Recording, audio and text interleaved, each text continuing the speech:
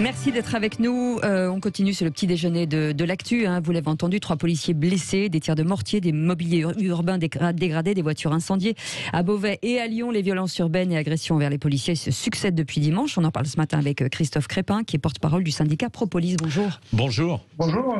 Merci d'être avec nous, Christophe Crépin. Est-ce que il y a là comme une traînée de poudre ces attaques tirs de mortier de policiers plus que d'habitude, ou est-ce que on en parle un tout petit peu plus parce que le ministre aussi, Gérald Darmanin, est très actif et va toujours sur le terrain?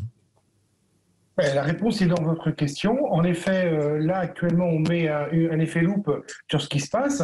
Malheureusement, les violences à l'égard des policiers ont toujours existé.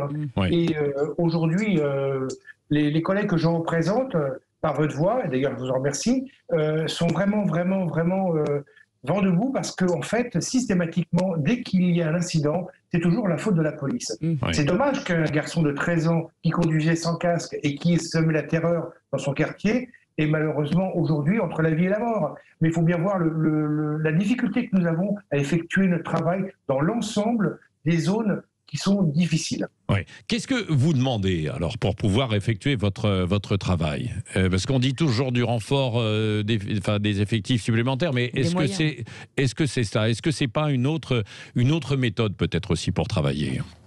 Déjà, on aurait vraiment besoin d'avoir les équipements nécessaires. C'est-à-dire que moi, j'ai travaillé avec M. Valls, il nous avait promis des caméras piétons. On les a pas. Parce que systématiquement, les réseaux sociaux, ils font la guerre sur les réseaux sociaux, les jeunes. Ils se pensent impunis en mettant des bouts d'intervention de mes collègues et en les interprétant. On a vraiment besoin d'avoir la protection fonctionnelle et la protection de nos caméras. Mes collègues ont vraiment besoin aussi d'être soutenus par leur hiérarchie. L'idéologie de M. Darmanin de dire les officiers vont venir sur le terrain, pourquoi pas? Ouais. Christophe Crépin, auparavant, souvent, on parlait évidemment de violence quand il y avait des interventions. C'était les violences en intervention. Là, ce n'est pas seulement ça. C'est-à-dire qu'il y a parfois aussi des commissariats qui sont attaqués par des tirs de mortier.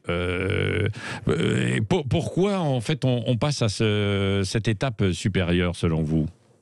Mais parce que comme ils ont un sentiment d'impunité, ces individus vont directement au contact de mes collègues. Ça n'est pas d'aujourd'hui. Ça fait quelque temps que ça monte crescendo et la violence est omniprésente. Il faut bien comprendre qu'il n'y a pas une intervention de police qui se déroule sans la violence. Les missions qui étaient les nôtres, c'est-à-dire être auprès des citoyens, maintenant on est devenus des guerriers presque. Oui. Est-ce qu'il faut remettre des commissariats dans les quartiers ? Cécile, merci beaucoup d'avoir posé cette question. C'est exactement la chose sur laquelle il va falloir réfléchir, c'est d'avoir une police qui soit plus près des citoyens, parce que c'est une minorité d'individus qui, dans les zones comme celle-ci, créent de la violence, en fait. Eux, ils vivent, comment ça s'appelle, ils vivent d'expédients, ils sont toujours dans les trafics, ils se pensent impunis par rapport à leur âge, par rapport à leur façon de communiquer également sur les réseaux sociaux. Oui. C'est vrai que nous, la police, on est un petit peu en retard par rapport à ça. Oui, pour pouvoir les identifier. Bon, mais Christophe Crépin, il faut être sérieux ensuite 2 secondes. Si on remet des commissariats en plein cœur de certains quartiers, déjà quand ils sont à la périphérie ou un petit peu à l'extérieur, ils sont attaqués. On se souvient que dans l'est de la région parisienne, un commissariat avait été attaqué. Il y a comme ça quelques semaines, à plusieurs reprises, par une 60aine d'individus, alors qu'il était justement dans le quartier. Est-ce que vraiment ce ne serait pas dangereux? Alors, je me suis certainement mal exprimé, je vous prie de m'en excuser. Je voulais dire qu'il fallait recréer le dialogue entre la population qui habite dans ces zones et alors on n'est pas obligé de mettre des commissariats, on peut mettre des patrouilles mobiles, on peut essayer de renouer un lien qui a été abandonné sous la présidence Sarkozy pour pouvoir recréer un lien entre la population et la police. Oui, c'est ça. Pour moi, ça me semble nécessaire. C'est la fameuse police de proximité. On a quelques petits soucis avec la ligne. On a Philippe Bilger aussi qui est avec nous. Philippe, toujours, vous avez entendu Christophe Crépin parler de ce phénomène qui est assez inquiétant quand même. Il y a eu beaucoup d'exactions là, avec des attaques de tirs de mortier. Il n'y a pas, on n'est pas 2 jours dans une semaine sans avoir cela en ce moment, dans les 10-15 derniers jours. Qu'est-ce que vous en pensez, Philippe Bilger? Cette police de proximité, il faudrait essayer de retourner vers cela, mais peut-être en l'adaptant différemment.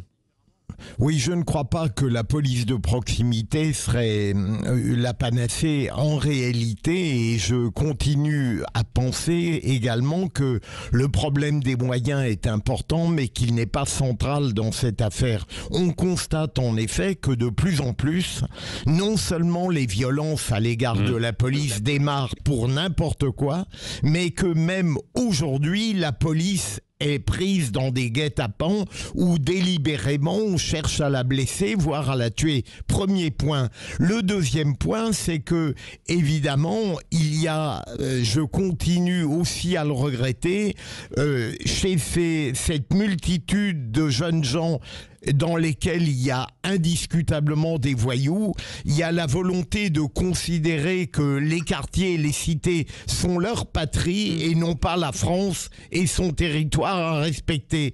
Troisième élément, et je termine, sinon je serai trop long, Patrick. Comme d'habitude.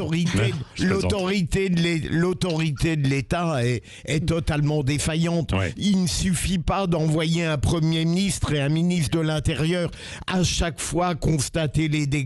Il faudrait un jour mêler toutes ces exigences et défendre absolument la police, dont parfois j'ai l'impression que pèse sur elle une présomption de culpabilité parce qu'on n'a pas le courage de la défendre et de reconnaître qu'elle accomplit un travail de plus en plus difficile dans une république de plus en plus contestée. Oui. L'état d'esprit de vos collègues, Christophe Crépin, porte-parole du syndicat Propolis. Ce que vient de dire M. Bilger, c'est malheureusement l'exacte vérité. Et en effet, on se sent bien démunis en face des agressions permanentes que nous vivons. Oui. Merci beaucoup, Christophe Crépin, d'avoir été avec nous, porte-parole du syndicat Propolis, et Philippe Bilger d'avoir participé à ce petit déjeuner de l'actualité. Philippe, vous pouvez prendre tranquillement un café ou un thé, et on vous retrouve ce soir dans les vraies voix.